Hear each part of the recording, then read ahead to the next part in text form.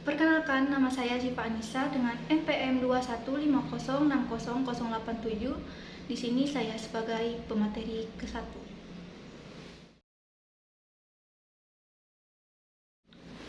Perkembangan adalah pertambahannya kemampuan atau skill dalam struktur dan fungsi tubuh yang lebih kompleks dalam pola yang teratur dan dapat diramalkan juga sebagai hasil dari proses pematangan.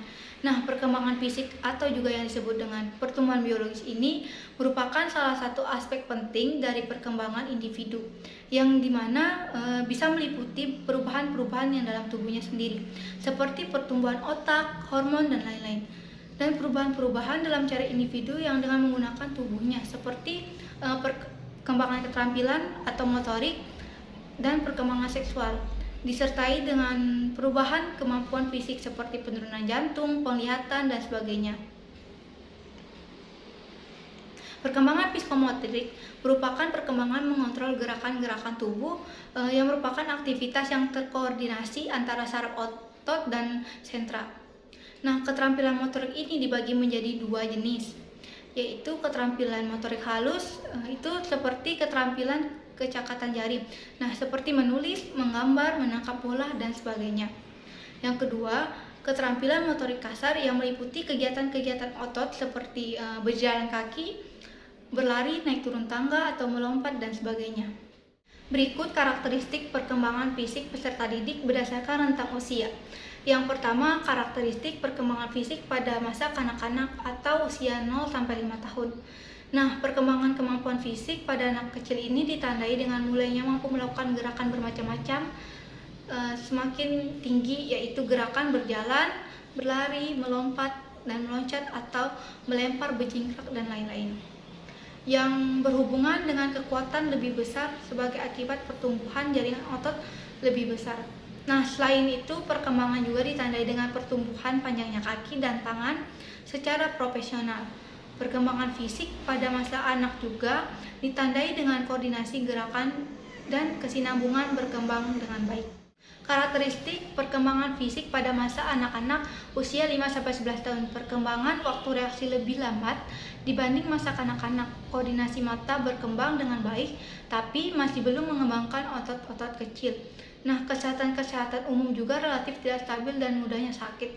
3. Karakteristik perkembangan fisik pada masa anak-anak usia 8-9 tahun. Terjadi perbaikan koordinasi tubuh, ketahanan tubuh yang lebih bertambah. Nah, anak-anak laki-laki itu lebih cenderung aktivitas dengan kontak fisik seperti berkelahi atau bergulat. Juga koordinasi mata dan tangan yang lebih baik. Sistem peredaran darah yang masih belum kuat. Koordinasi otot dan saraf masih kurang baik. Dari segi psikologi, anak wanita yang lebih maju 1 tahun dari laki-laki. 4. Karakteristik perkembangan fisik pada masa anak usia 10-11 tahun, di mana kekuatan anak laki-laki itu lebih besar dan lebih kuat daripada yang perempuan karena kenaikan tekanan darah dan metabolisme yang tajam. Wanita juga mengalami kematangan seksual umur 12 tahun. Lelaki hanya 5% yang mencapai kematangan seksual. 5. Karakteristik perkembangan fisik pada masa remaja. Pada masa remaja ini, perkembangan fisik yang paling menonjol itu terdapat pada perkembangan dalam kekuatan, ketahanan, dan organ seksual. Karakteristik perkembangan fisik ini pun pada masa remaja ditandai dengan pertumbuhannya berat dan tinggi yang cepat, pertumbuhan tanda-tanda yang ditandai seksual primer. Aspek-aspek perkembangan fisik menurut Kuhlen dan Thompson. Aspek perkembangan fisik ini dibagi menjadi 4, diantaranya yaitu pertama, sistem saraf yang terjadi pada perkembangan kecerdasan dan juga emosi. Yang kedua, otot-otot yang terjadi pada kekuatan dan kemampuan gerak motorik. Yang ketiga, kelenjar endokrin yang mengalami perubahan-perubahan pada pola-pola dalam tingkah laku yang baru. Dan yang keempat, struktur fisik atau tubuh yang diantaranya itu mengalami perubahan tinggi, berat, dan proporsi. konsentrasi pada pembelajaran. Guru memiliki peran yang sangat penting dalam membantu peserta didik untuk mengoptimalkan perkembangan fisik dan psikomotoriknya. Di sini peran guru untuk masa depan berada di tangan guru dengan memahami karakteristik perkembangan fisik dan psikomotorik pada peserta didik. Maka guru harus mampu mengkoordinasi pembelajaran dengan pembekalan karakteristik psikomotorik dan fisik pada peserta didik. Dengan cara guru harus lebih memahami dan menghargai perbedaan individu anak pada khususnya karakteristik kedua orang tua, dan peserta didik harus saling mengingatkan tentang perkembangan pentingnya makanan bergizi. Dan yang ketiga, dengan menggunakan media pembelajaran yang bervariasi dan juga meningkatkan semangat pada anak. Perkenalkan, nama saya R. Aurelia Salsabila Oktora dengan NPM 215060111 sebagai pemateri kedua. Perkembangan inteligensi adalah perubahan kemampuan mental seperti belajar, menalar, berpikir, memori. Piaget pada Papalia et al. 2001 mengemukakan bahwa dalam masa remaja telah terjadi kematangan kognitif, yaitu hubungan dari struktur otak yang paripurna dan lingkungan sosial semakin besar untuk bereksperimen dan memungkinkan remaja buat berpikir luas. Piaget menyebutkan perkembangan kognitif ini menjadi tahap operasi yang formal atau sebuah tahap di mana seseorang telah sanggup berpikir secara abstrak. Faktor-faktor yang mempengaruhi inteligensi. Ada beberapa faktor yang mempengaruhi inteligensi individu menurut Barley. Yang ke-1, keturunan. Studi kolerasi nilai-nilai tes inteligensi dengan anak dan orang tuanya atau dengan kakek neneknya menunjukkan adanya pengaruh faktor keturunan terhadap tingkat kemampuan mental seseorang sampai pada tingkat tertentu. Yang kedua, latar belakang sosial ekonomi, seperti pendapatan keluarga, pekerjaan orang tua, dan faktor-faktor sosial ekonomi lainnya, berkolerasi positif dan cukup tinggi dengan taraf kecerdasan individu mulai usia 3 tahun sampai remaja. Yang ketiga, lingkungan hidup, seperti lingkungan yang baik akan menghasilkan inteligensi yang baik, sedangkan lingkungan yang kurang baik akan menghasilkan inteligensi yang kurang baik juga. Lalu yang keempat, ada kondisi fisik seperti kesehatan yang buruk, gizi yang kurang baik, dan perkembangan fisik yang lambat akan menyebabkan tingkat mental yang rendah. Selanjutnya, implikasi perkembangan inteligensi saat pembelajaran. Yang pertama, guru harus mengajarkan dan menganjurkan peserta didik untuk belajar menggunakan strategi sesuai usia mereka. Yang kedua, guru memberi kesempatan kepada peserta didik untuk belajar sendiri tanpa bantuan guru. Yang ketiga, menunjukkan strategi belajar dan mendorong peserta didik untuk menggunakan strateginya sendiri. Yang keempat, mengidentifikasi situasi-situasi di mana suatu strategi memungkinkan untuk digunakan.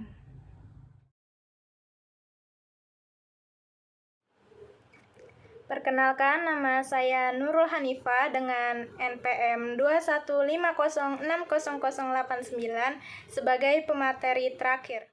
Di sini saya akan menjelaskan tentang definisi kreativitas. Kreativitas merupakan kemampuan yang dimiliki seseorang untuk menemukan dan menciptakan suatu hal baru, cara-cara baru, model-model baru yang berguna bagi dirinya dan juga masyarakat. Adapun menurut David Campbell, kreativitas adalah suatu kemampuan yang menciptakan hasil yang sifatnya baru, inovatif, belum ada sebelumnya, menarik, aneh, dan berguna bagi masyarakat. Adapun pengertian kreativitas menurut para ahli lainnya adalah kreativitas merupakan kemampuan untuk menciptakan sesuatu yang baru.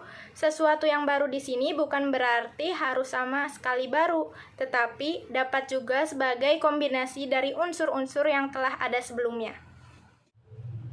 Selanjutnya ada 4 tahap perkembangan kreativitas. Yang pertama ada tahap sensorik motorik dari umur 0 sampai 2 tahun. Pada tahap ini belum memiliki kemampuan untuk mengembangkan kreativitasnya. Sebab pada tahap ini tindakan-tindakan anak masih berupa tindakan-tindakan fisik yang bersifat refleksif. Tahap yang kedua yaitu tahap profesional dari umur 2 sampai 7 tahun. Pada tahap ini, kemampuan mengembangkan kreativitas sudah mulai tumbuh karena anak sudah mulai bisa mengembangkan memori dan telah memiliki kemampuan untuk memikirkan masa lalu dan masa yang akan datang, meskipun dalam jangka waktu yang pendek. Tahap yang ketiga yaitu tahap operasional konkret dari umur 7 sampai 11 tahun. Faktor-faktor yang memungkinkan semakin berkembangnya kreativitas itu adalah 1. Anak sudah mulai mampu untuk menampilkan operasi mental. 2. Mulai mampu berpikir logis dalam bentuk yang sederhana.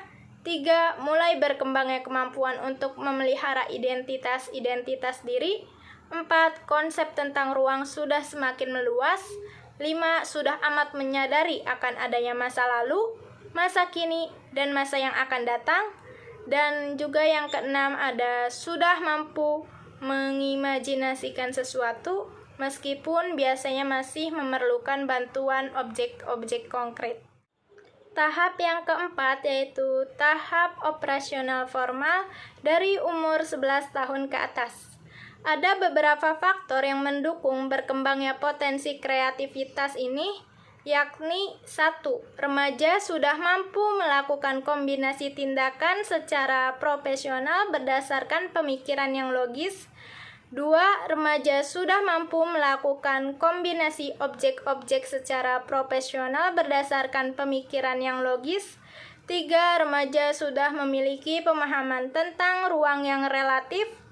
4. Remaja sudah memiliki pemahaman tentang waktu yang relatif. 5. Remaja sudah mampu melakukan pemisahan dan pengendalian variabel-variabel dalam menghadapi masalah yang kompleks. 6. Remaja sudah mampu melakukan abstraksi relatif dan pemikiran yang hipotesis. 7.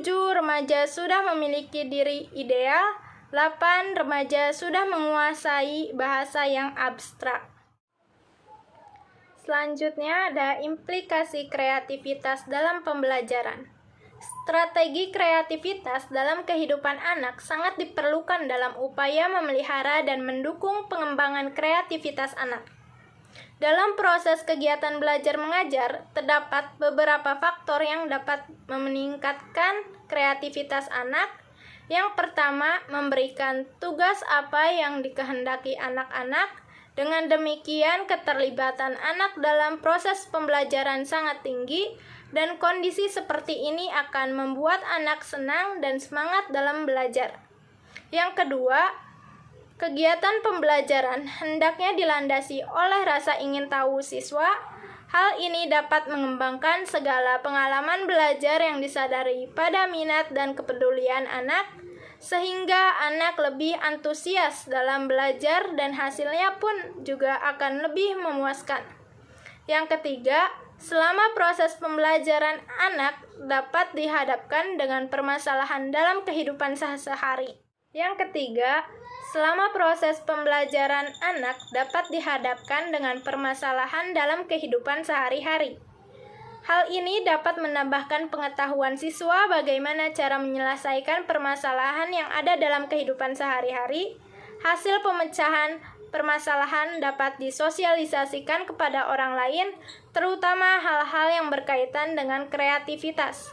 Yang keempat, anak diberi kebebasan dalam bereksperimen, dan guru hendaknya menghindari perilaku judgmental dalam kegiatan pembelajaran.